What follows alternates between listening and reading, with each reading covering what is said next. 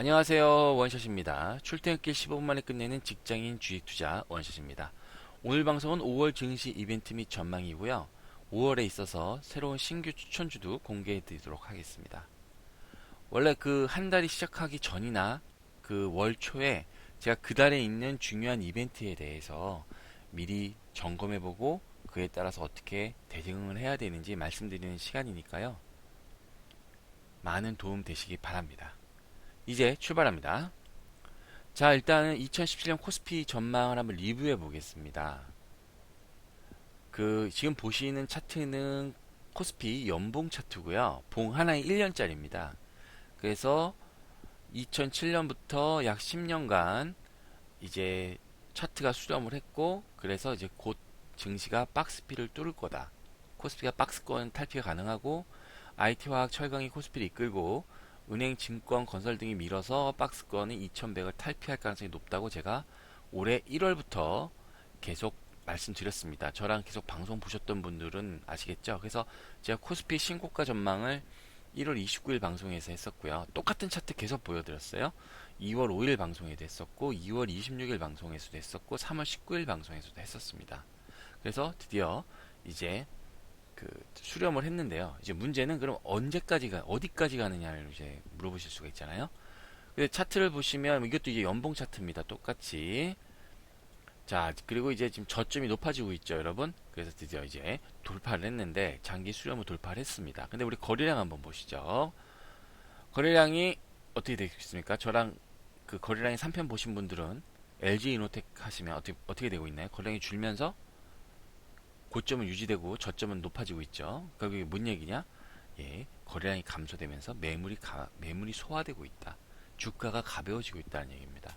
그래서 제가 드리는 코스피 전망은요, 코스피 최고 2400까지 이상하고 있습니다.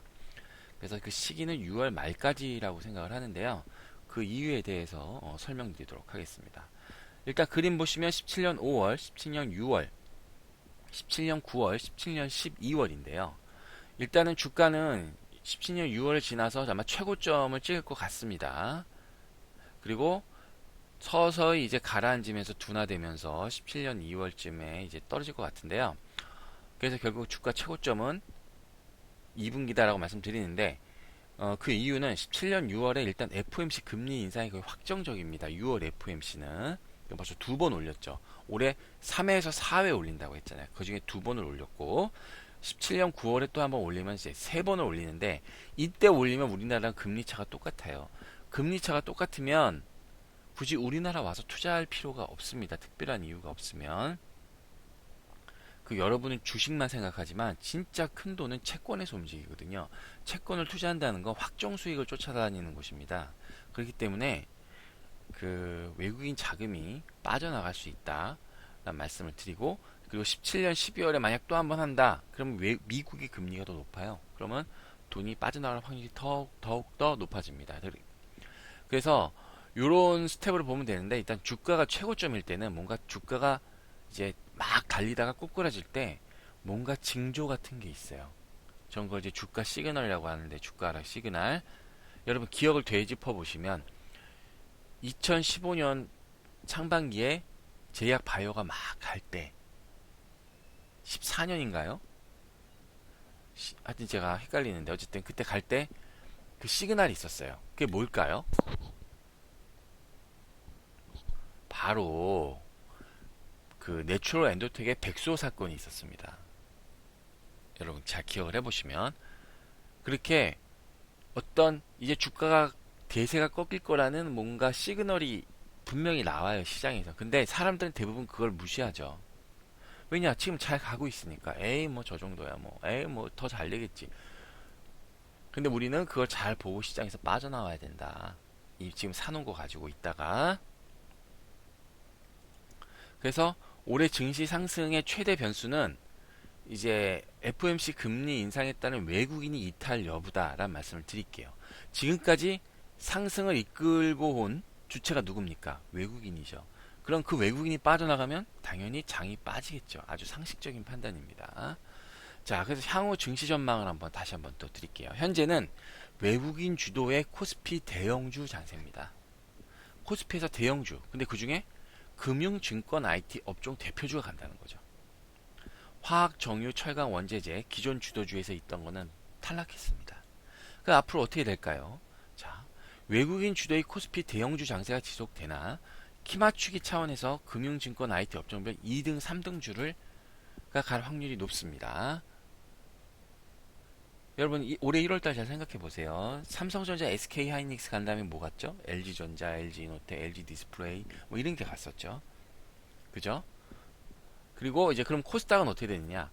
코스닥은 그 신정부가 일단 출범하면 정책을 막 뿜어낼 거예요. 그럼 거기엔 정책에 대한 그런 그 정책 관련주에 대해서 이제 관심을 가져야 되고, 그 중에 이제 규제 개혁, 그 어느 후보가 당선이 되던 그 규제를 최소화하는데, 그 네거티브 규제라고 규제를 막 만들어 놓고 규제하는 게 아니라 규제를 최소로 해놓고 이제 그걸 애드하는 그런 개념의 규제를 한다고 그러더라고요. 그래서 그에 관련된 지금 업종을 좀 종목이랑 찾고 있고요. 그리고 일자리, 뭐 신재생, 소비 활성화.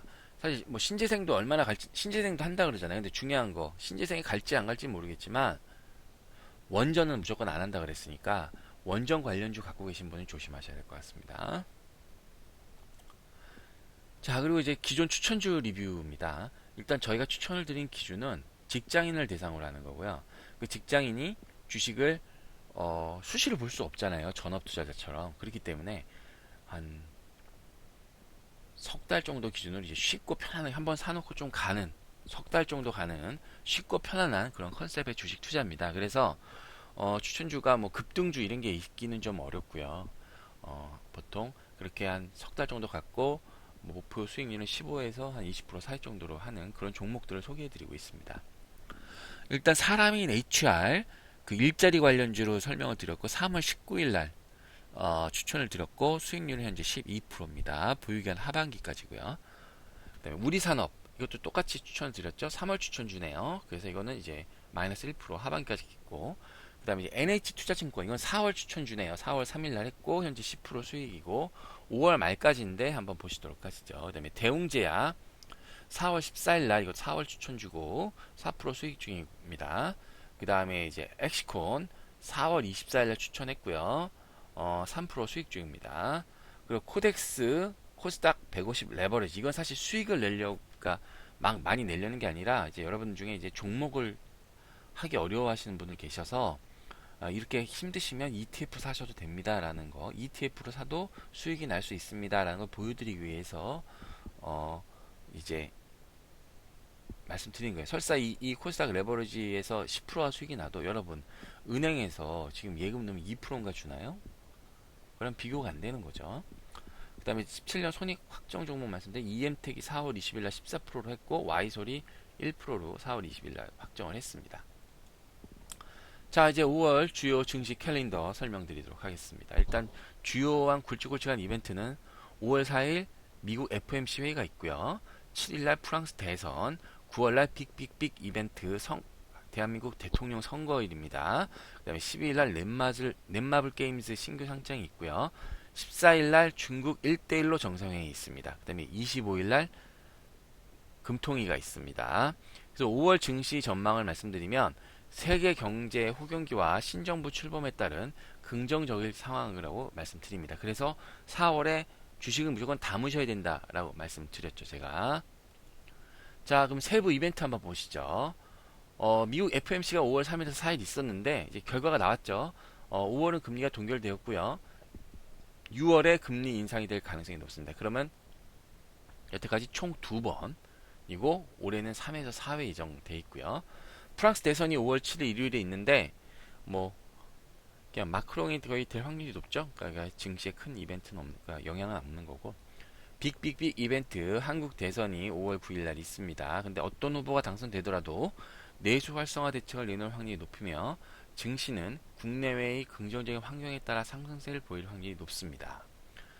일단 납폭과대 내수 중에 이제 제가 관심 있게 보는 건 제약, 바이오, 게임입니다. 그리고 정책 테마, 이제 정책은 어떻게 될지 모르겠지만 여러 가지 정책이 있죠. 그래서 납폭과대 내수주 중에 이제 전 제약, 바이오, 특히 이제 규제 개혁 게임도 대부분 이제 규제 업종이거든요. 그래서 그런 부분들이 이제 수혜를 받지 않을까라는 말씀 드립니다. 그 다음에 정책 테마도 마찬가지고요. 자, 그리고 이제 5월 12일 날 넷마블 게임즈가 신규 상장을 합니다. 공모가는 15만 7천원, 시총 약 13조로 올해 IPO 종목 중에 최대입니다. 그래서 이런 게 나오면 관련 업종까지 같이 훈풍이 부는 경우가 많습니다. 그리고 또 게임 업종도 내수 중에 관심을 가져야 할 업종이니까 한번 보시고요. 다만 게임 업종에 여러분 투자하실 때는 그 종목이 신작이 계속 나오나 안 나오나를 보셔야 돼요. 왜냐하면 게임 업종은 신작이 나오는 거에 따라서 주가가 움직여요. 그러니까 여러분 종목을 게임 업종에서 고르시더라도 신작이 잘 나오는 종목으로 보셔야 된다 말씀드릴게요. 그 다음에 이제 5월 14일 날 중국 1대1로 정상회의가 있습니다. 중국 최대의 외교 행사로 이제 각국의 정부, 기관 정상을 초청해서 베이징에서 개최하는 경제협의체입니다. 그래서 1대1로 해서 1대가 뭐냐? 중국을 기점으로 중앙아시아를 경유해서 유럽에 이르는 육상 실크로드고요. 1로는 뭐냐? 중국 연안에 따라 동남아, 인도양, 유럽, 아프리카에 이르는 해상 실크로드를 일컬었습니다. 그러니까 결론은 중국이 유럽에서 아프리카까지 길을 만든다는 거예요. 그래서 거기서 경제 주도권을 갖고 있다는 걸로 이제 그 인프라 얘기가 나올 수가밖에 없는데, 그래서 그에 따라서 이제 주식이 움직이는 경우가 있어요. 이거에 반응하는 주식들이 있습니다. 뭐 철도 관련주라든지. 근데 이제 저희 컨셉이랑은 안 맞기 때문에 제가 그냥 있다는 것만, 요런 게 반응이 나올 수도 있다는 것만 말씀드리겠습니다. 그리고 한국 5월 금통위가 5월 25일에 있는데 동결된 전망이고요. 근데 이제 중요한 건 금리는 이제 떨어질 확률이 없습니다. 다만 외국인 자금 유출입 여부에 따라서 오르는 시기만 결정되게 이제 남는 겁니다. 그러니까 외국인이 자금 유출이 빨리 되면 이 금리 인상도 빨리 될 거고, 늦게 되면 늦게 될 거고.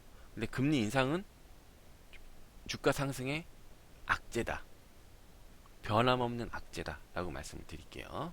그래서 제가 하반기에 나온다는 거고요. 드디어 이제 5월 공개 추천주 설명드리겠습니다. 5월 공개 추천주는요, 용평 리조트입니다. 좀 다소 낯설으신 분들이 있으실 텐데 그 사유에 대해서 설명드리도록 하겠습니다.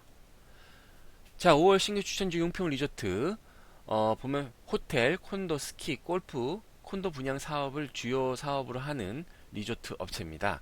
시가총액은 4,500억 정도 되고요. 매출액이 한 2,300억 정도 됩니다. 그다음에 영업이익이 337억 정도 되고요. 발행 주식수가 4,800만 주입니다. 전분기 거래량이 약 23만 주, 최근 한 달 거래량이 44만 주입니다. 그래서 투자 포인트 보시면 그 신정부 출범에 따른 내수 활성화 및 18년 2월 평창올림픽 수혜 가능하다라는 말씀 드립니다. 그래서 이게 투자 포인트인데, 일단은 신정부가 출범하면 소비를 막 활성화 시키겠죠. 그래서 뭔가 뭐 여러 가지 내수 촉진을 할 거고, 뭐 휴일을 지정한다든지, 그 다음에 이제 드디어 평창 올림픽이 18년 2월에 개최가 됩니다. 그래서 인프라가 일단은 개선이 되죠. 그래서 16년 12월에 광주에서 원주까지 고속도로가 뚫렸고요. 또 올해 말에 12월에 KTX가 강릉까지 뚫립니다. 서울에서. 그리고 이제 이벤트가 있으니까 그 뭐 올림픽이 2월이면 그 전부터 뭐 방송팀도 오고 뭐 관광객도 오고 막 올 겨울부터 완전 성수기일 거 아니에요. 11월 스키장 개장하는 그때부터. 그리고 또 지금 보면 저도 평창에 자주 가는데 각 국도마다 길을 넓히려고 난리예요. 도로가 고속도로만 넓히는 게 아니라 각 온갖 국도를 길을 다 넓히고 있습니다 지금. 그리고 소셜 커머스 같은 데 보면 평창에 올라온 숙박업소가 너무 많습니다. 새로운 숙박업소 여기 맞춰서 하려고. 그래서 저도 싸게 예약을 했는데, 어쨌든 그런 뭔가 이제 좀 밸류에이션, 그렇게 개발이 되면 자산 가치도 부여가 되고, 여기가 또 부동산을 좀 많이 갖고 있습니다. 그래서 괜찮을 것 같다. 그 다음에 이제 공략법은 매수가, 이거는 좀 길게 갖고 갈 거기 때문에 좀 싸게 매수해야 될 것 같아요. 그래서 지금 9,300원이지만 한 9,000원에서 8,800원 사이에 매수를 하고 목표가는 1,500원, 손절가는 8,400원입니다. 그 보유 기간은 17년 말 정도까지 일단 보자. 중간에 팔 수도 있지만. 그래서 주요 사항 보시면 이게 16년 5월에 상장을 했고요. 공모가가 7,000원으로 결정이 됐습니다. 근데 그 당시 이제 대신증권이랑 미래에셋에서 이 용평 리조트를 평가했을 때 평가 가액은 1,894원이고요. 그래서 그 용평 리조트에서 희망 공모가액을 8,100원에서 9,200원으로 놨어요. 근데 실제 공모가는 그때 주식시장이 별로 안 좋았기 때문에 7,000원에 결정이 됐죠. 흥행을 해야 되니까. 그 다음에 이제 그 지분은요, 세계 기독교 통일 신령협회 유지재단이 한 35.9%, 이게 통일교입니다. 통일교. 선원건설이 12.1%, 그다음에 피곡 인베스트먼트가 9.5%, 세계일보가 9.6% 등을 소유하고 있는데, 원래 이게 상장 때보다 이 주요 주주들이 주식을 좀 팔았어요. 그래서 20% 정도 팔았습니다. 그래서 지금 시점에 어떻게 보면 이제 대주주의 그 매도 물량이 많이 줄었다. 물량이 좀 소화가 되고 있다. 바닥권이다. 이런 측면에서 제가 용평 리조트를 소개해 드립니다. 그래서 차트를 한번 보시면 고점은 그대로인데 저점이 올라가고 있죠. 여러분 계속 지금 저랑 보는 거죠. 그래서 추세를 한번 제가 계속 긋고 있는데 빨간 볼로 보세요. 점점 추세가 좁혀지면서 뭔가 이제 수렴이 되고 있죠. 여러분 이거 저랑 수렴한다는 얘기 엄청 많이 들으셨죠. 그러다가 드디어 이렇게 저점, 고점, 저점이 점점 좁혀지고 있죠. 위쪽으로, 아래쪽이 아니라. 그러면서 드디어 지난주 금요일에 돌파가 나왔죠. 그래서 한번 매수를 한번 해보자 우리가. 그래서 말씀드렸습니다. 그래서 5월 10일 방송 안내입니다. 여러분한테 너무 인기가 많은 거래량의 비밀 4편이고요. 고점 및 하락시 패턴에 대해서 설명드리도록 하겠습니다.